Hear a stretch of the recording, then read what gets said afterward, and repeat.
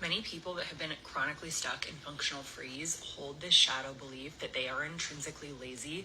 What if I told you that there's people out there who appear to be productive and are productive, but it's taking them every single thing that they have within themselves to get simple tasks done, getting the trash done, getting the clothes folded, doing the simple tasks. I don't know why we call them simple tasks because these household chores are not easy.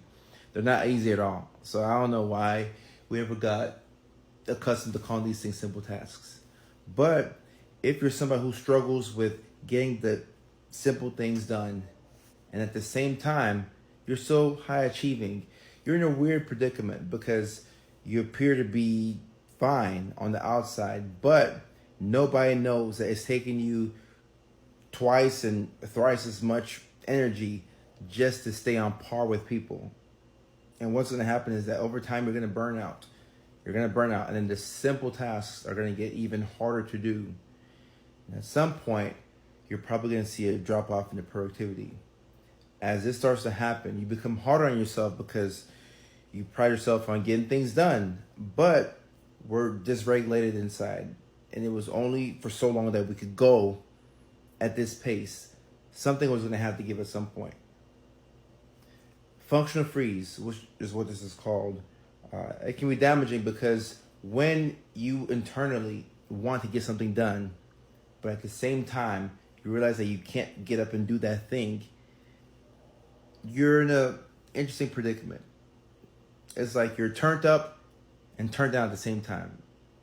You're activated, but you're also handcuffed.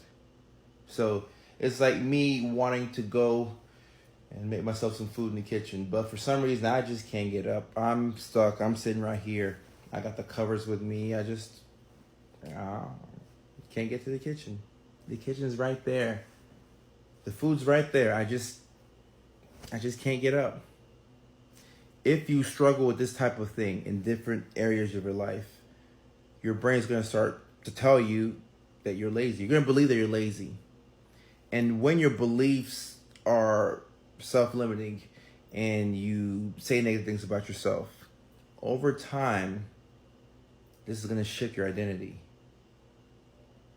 And this is dangerous because when your identity shifts, then you don't believe that certain things can get done because you went from being a productive person, but now that there's a drop off, you don't believe that you are as capable as you used to be because you can't see that productivity anymore.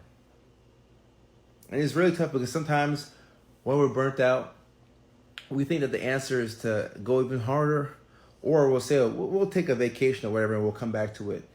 You don't fix burnout by taking a break. You fix burnout by adopting a new way of living. You got to find a new way to live. And this starts with your mindset. But when your beliefs are affected, your identity is going to shift. It all starts off with identity, actually. If you believe that you're someone who's capable of doing things, you're smart, the things that you're not good at, you know how to go get help for those things. If that's your identity, I'm somebody who is, I get things done and I do my best. And even though I don't get things done fast, I can get it done.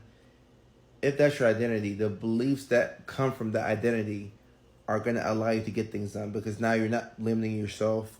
You know that, okay, even on my hardest day, even on the days where I can't get the trash out, even on the days where I can't even shower, I'm not going to call myself a bad word. I'm not going to be hard on myself. Okay, maybe I might not get out there and I probably won't interact with a lot of people because I probably haven't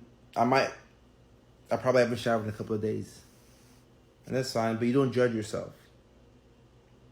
What I'm saying is that you can have two different people.